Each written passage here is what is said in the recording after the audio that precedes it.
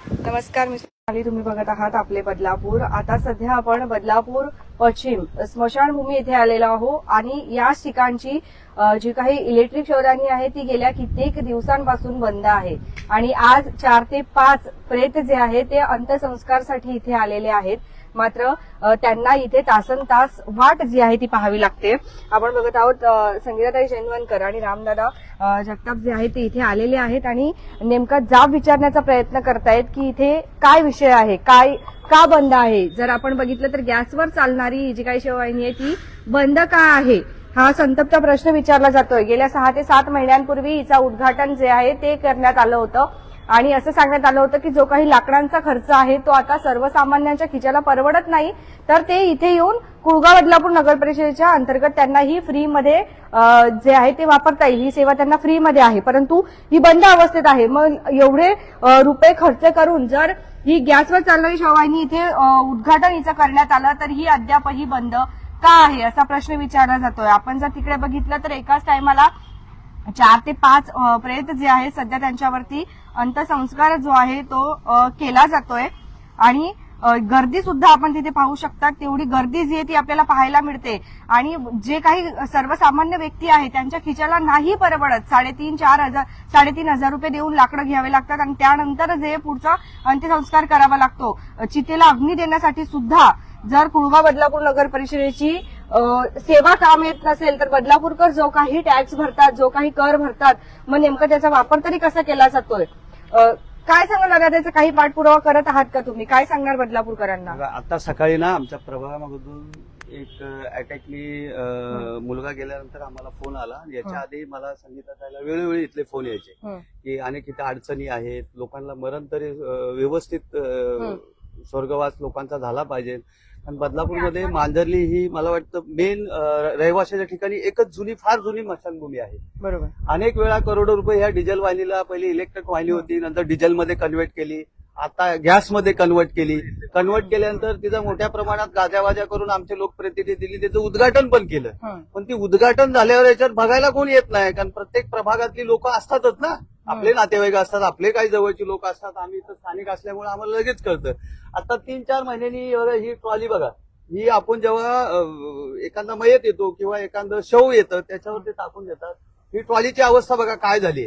म्हणजे काम किती चांगल्या पद्धतीने झालं असेल हे मला वाटतं. ही 6 महिन्यापूर्वीचीच असेल का? 6 महिन्यापूर्वीचीच आहे, कारण हे त्याच्यात पूर्ण नवीन टाकलेलं आहे. याच्या आधी जी डिझेल वाहिनी होती ती बंद झालेली, त्याच्यात नंतर त्यांनी कन्व्हर्ट केला. काही खासदार निधी आणला, काही आमदार निधी आणला, 4-5 करोडचा निधी आणला, परत हे सगळं रिनोव्हेशन केलं, परत उद्घाटन केलं, मग परत ही नवीन ट्रॉली टाकलेली. पण इथं जेव्हा ट्रॉली टाकायला लागते ती हीट असते, 2000 जवळजवळ किलोवॅटची त्यात हीट असते. तेवढ्या टेम्परेचरला ते स्टील लोखंड तिथं वितळलं नाही पाहिजे. ही दक्षता कॉन्ट्रॅक्टरनी आणि संबंधित मला वाटतं इंजिनियरनी घेतली पाहिजे होती, पण ती घेतली गेलेली नाही. इथं लाखो करोडो रुपये खर्च करून पण बदलापूरच्या लोकांना जर मरतानी पण सुखानी जाता येत नसेल किंवा लोकांना, मला वाटतं याच्यासारखी निंदनीय गोष्ट कुठली नाही. मी सर्व लोकप्रतिनिधीचा जाहीर निषेध करतो. कमीत कमी इतर सुविधा तर देऊ शकत नाही, स्मशानभूमीला तरी शेवटचा तरी निधी त्यांचा व्यवस्थित होऊन द्या, ही माझी कळकळीची तुमच्या माध्यमातून नम्र विनंती आहे. नक्कीच. संगीताताई आपल्यासोबत असणार आहे, मॅडमशी संवाद साधूया. काय सांगाल, 6 महिन्यांपूर्वी जी काही ट्रॉली होती तिची अवस्था अशी आहे. काही दिवसांपूर्वी देखील आपण बघितलं होतं जो काही आपला रेल्वे स्थानक आहे त्याच्यावरती जुने जिने बसवण्यात आले असं सांगितलं होतं. मग तशीच काहीची अवस्था इथे पण आहे का? म्हणजे कराचा पैसा हा चांगल्या कामांसाठी वापरला जातोय असं सांगून कुठेतरी असं बदलापूरकरांच्या माथी मारले जाते का? मी मगाशी सांगितल्याप्रमाणे ज्या वेळेला निवडणुकीचा काळ होता, म्हणजे आता जर निवडणुका असत्या तर कदाचित तिथे तुम्हाला सगळे दिसले असते. बरोबर. ही दुर्दैवाची गोष्ट आहे आणि लोकांना पण समजायला पाहिजे की निवडणुकीच्या वेळेला फक्त पैसे घेणं हे आता बंद करा, कारण तुमचं मरण सुद्धा या लोकांनी असं करून ठेवलेलं आहे. तुम्हाला मरण यातना जगताना पण तुम्हाला त्रास होतोच आहे, पण तुम्हाला मरताना सुद्धा स्मशानभूमीमध्ये वेटिंगला उभं राहावं लागतंय. आणि त्यातही ही अवस्था, म्हणजे जिथे तुम्हाला 3,500, 4,000 द्यावे लागतात लाकडं जाळण्यासाठी. मी आता मगाशी म्हणाल्याप्रमाणे वृक्षतोड तुम्ही करू नका म्हणून एका साईडला तुम्ही सांगताय आणि एका ठिकाणी तुम्ही लाकडच वापरा हे सांगितलं जातं. ही खूप दुर्दैवाची गोष्ट आहे. स्मशानभूमीमध्ये ज्यावेळेला मी पत्रकार परिषद घेतली होती त्यावेळेला पण मी हेच सांगितलं होतं की कोरोनामध्ये बदलापूर शहरामधली ही जी स्मशानभूमी आहे ती एकमेव स्मशानभूमी होती, बाकीच्या स्मशानभूमी बंद होत्या. त्यामुळे इथे झालेला भ्रष्टाचार हा नगरपालिकेच्या माध्यमातून भरपूर होता, प्रशासकीय राजवटीमधला. आणि आता तर बॉडी बसली आहे, म्हणजे स्वतः लोकप्रतिनिधी आहेत तर लोकप्रतिनिधींनी आता ह्या गोष्टीकडे लक्ष देणं फार गरजेचं आहे. म्हणजे मी जरी सत्तेत असती तरी सुद्धा चुकीच्या गोष्टीला चूक म्हणायची ताकद आम्ही ठेवतो. कारण आज ना उद्या मलाही याच्यातून जायचंय, मलाही इथेच यायचंय, मला काही नदीमध्ये ढकलून देणार नाहीत मेल्यानंतर, मला सुद्धा या स्मशानभूमीतच यायचंय, तर मलाही माझे नातेवाईक इथेच घेऊन येणार आहेत. त्यामुळे लोकांना तुम्ही आता हा जो काही त्रास होतो ह्या गोष्टीकडे जे लोकप्रतिनिधी आता लाईव्ह बघत असतील त्यांनी हे बघावं आणि लवकरात लवकर ही जी स्मशानभूमी आहे ह्या स्मशानभूमीची एकतर ती बंद तरी करा, कारण ती रहिवासी ठिकाणी मध्यवर्ती ठिकाणी आहे, लोकांना श्वसनाचे त्रास व्हायला लागलेत, आणि नाही तर ती अद्ययावत करून द्या. जशी बदलापूर गावातली आता जे काम चालू आहे तशा प्रकारचं काम मी नगराध्यक्ष मॅडमना सांगेन की ह्या स्मशानभूमीमध्ये एकदा तुम्ही भेट द्या. उपनगराध्यक्ष मॅडमना सांगेन की तुम्ही एकदा ह्या ठिकाणी भेट द्या, कारण ही खूप गरज आहे लोकांची, लोकांच्या गरजा ओळखायची का लोकांना काय हवंय. जर तिथे 4.5 आणि 5,000 तुम्हाला मरतानंतर देतात, गरीब कुटुंब असेल तर ते कुठून देईल, आणि लोकप्रतिनिधींनाच खर्च करावा लागतोय. ही दुर्दैवाची गोष्ट आहे की माझ्यासारखीची जर परिस्थिती नसेल, माझ्या घरातला माणूस गेल्यानंतर जर माझी लाकडं विकत घ्यायची परिस्थिती नसेल तर त्याचा खर्च लोकप्रतिनिधी करतात. मग जर तुम्ही तो खर्च करू शकत असाल तर ही स्मशानभूमी काय नाही व्यवस्थित करून देत आहे. म्हणजे तुम्हाला लोकांना सांगायला येता येणार नाही ना, तुम्हाला सांगावं लागणार नाही की बाबा ह्याला जाळला, ह्याच्या घरातल्याला मी जाळला तर मी खर्च केला. बरोबर. ह्याच्यात काही मोठेपणा नाहीये. तुम्ही जे आहे लोकांना ते द्या, तुम्ही जर टॅक्स घेताय ना तर ह्या सुविधा द्या. त्यामुळे मी लाईव्ह बघत असणाऱ्या सर्व लोकप्रतिनिधींना, बदलापूरकरांना विनंती करेन की ही जी अवस्था आहे ही अवस्था बघा. काय करणार आहात तुम्ही आता? गेल्या 6-7 महिन्यांपूर्वी देखील तुम्ही इथे पत्रकार परिषद घेतली होती, त्या साईडला जाऊया आपण. इथे तुम्ही पत्रकार परिषद घेतली होती स्मशानभूमीमध्ये, त्याच्यानंतर सुद्धा वास्तव्य बदललेलं नाहीये. तुम्ही खूप वेळेला वेगवेगळ्या विषयांसाठी उपोषण करतात, पण तरी सुद्धा लोकप्रतिनिधी याच्याकडे लक्ष देत नाहीये. आता स्मशानभूमीसाठी कुठली पावलं उचलणार आहात? आम्ही आज तर सुट्टी आहे, उद्या सुट्टी आहे, सोमवारपर्यंत वाट बघणार. सोमवारपर्यंत जर ही स्मशानभूमी अद्ययावत झाली नाही किंवा हे जर चालू झालं नाही तर मी राम जगताप आणि माझ्याबरोबर येणाऱ्या प्रत्येकाला मी सांगेन की ही जी अवस्था आहे हे मला असं वाटतं हेच उचलून स्मशानभूमीचे जे आहे ते मला असं वाटतं शिवसाहेबांच्या केबिनमध्ये घेऊन जावं. की जर तुम्ही करोडो रुपये विकास कामांवर खर्च करताय आणि खूप चांगल्या प्रकारचं विकास काम तुम्ही म्हणताय, म्हणजे प्रशासकीय राजवटीतला म्हणते मी, जर तुम्ही खर्च केलेला आहे तर मग ही अवस्था का? या सर्व गोष्टीतून बदलापूरकरांना का जावं लागतंय?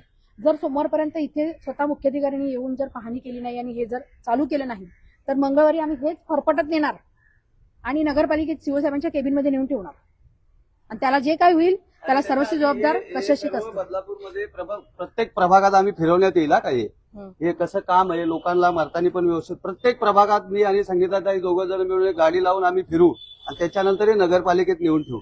म्हणजे कमीत कमी इथल्या लोकांना आणि प्रशासनाला लाज तरी वाटेल की लोकांना बदलापूरला कमीत कमी शांत मरू दे. त्या मला आता प्रभागातले इथल्या लोकांचे फोन आले, या लोकांना धुराने टीव्हीचे रोग व्हायला लागलेत.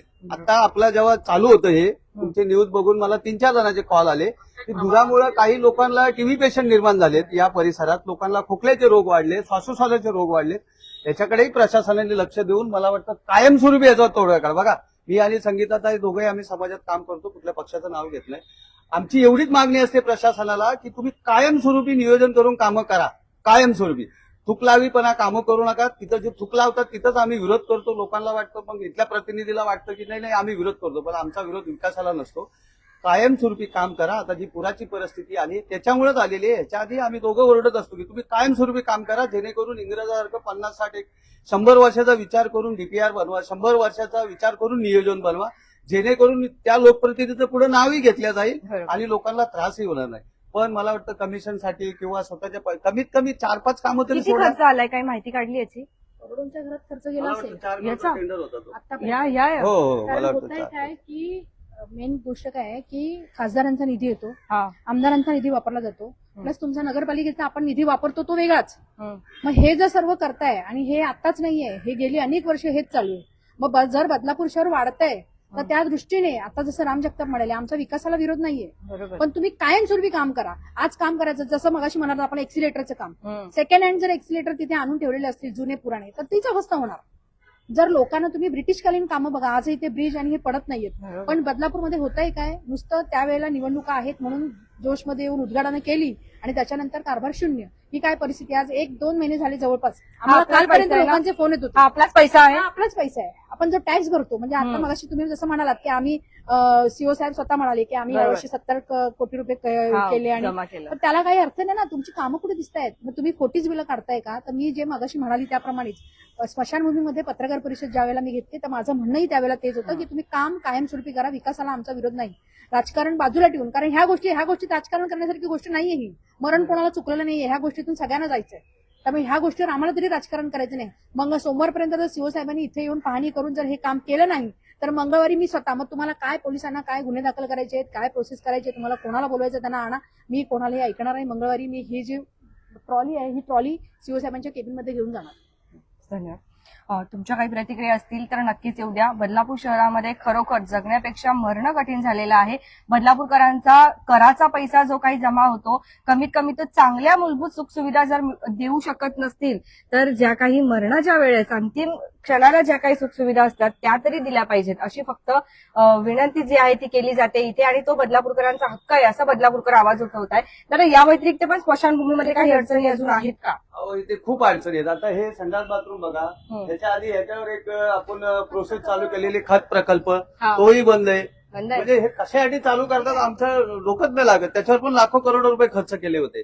तेव्हा माननीय मला वाटतं श्रीधर पाटील साहेब यांनी ती संकल्पना होती, राम पाटकर साहेब यांची पण मला वाटतं ती संकल्पना होती, खत निर्मित केलेली. मी स्वतः तिथून बऱ्याच वेळा खत घेऊन गेले, ते एक बंद पडलंय. शौचालयाची अवस्था फार दयनीय आहे. तिथं तुम्ही जवळजवळ मला वाटतं 10-20 मीटरवर पण जाऊ शकत नाही. आणि सर्वात महत्वाची गोष्ट, गोरगरिबासाठी ही वाहिनी चालू होणे अत्यंत गरजेचं आहे. माझे मित्र आहेत इथं जे अंत्यसंस्कार करतात, त्यांनी सांगितलं की काही वेळेस लोकांकडे पैसे नसतात तर ते मैतीला येतात ना, जे ते 100-50 रुपये काढून इथं लाकडासाठी पैसे भरतात. ही अवस्था थांबली पाहिजे, नाही तर आम्ही उग्र आंदोलन छेडू. मंगळवारपासून आम्ही स्वस्थ बसणार नाही, कारण हा सगळ्यांचा प्रश्न आहे, माझाही प्रश्न आहे. उद्या आम्ही सगळे इथंच येणार आहोत.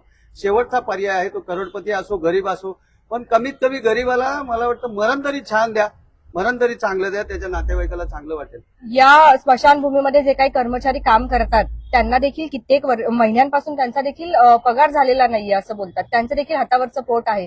ते बोलायला देखील तयार होत नाहीये पुढे येऊन. ते बोलतात कुठेतरी आमच्यावरती बोट उचलले जाईल. काय सांगाल त्याबद्दल? बघा, विषय असतो ना, हे काम करायला लवकर कोण तयार होत नाही. बरोबर. आता ही जी मुलं आहेत ना, इथं दिवस रात्र इथंच झोपतात, इथंच राहतात, फार पुण्याचं काम करतात. मला वाटतं इतरत्र आपण जो खर्च करतो, नगरपालिका महानगरपालिका अनेक खर्च करते, या लोकांना खरं त्यांनी पगारी चालू करून दिल्या पाहिजे. मला वाटतं 17-18 वर्षाला हा मुलगा इथं काम करतोय, दिवस रात्र काम करतोय. त्याला 500-200 रुपयावर इथं राहायला लागतं उपजीविकेचं साधन, पण एक सेवा म्हणून ते करतात. पण नगर परिषदेने यांच्याकडे लक्ष देऊन यांचा पगार चालू करावा अशी मी तुमच्या माध्यमातून नम्र विनंती करतो. सर्वात आधी ह्या मशानभूमीचं काम हातात घेणार, त्याच्यानंतर त्यांना पगार कसा चालू होईल याच्याकडे आम्ही दोघं मिळून लक्ष देणार. धन्यवाद. धन्यवाद. बघत रहा आपले बदलापूर स्वप्नाली.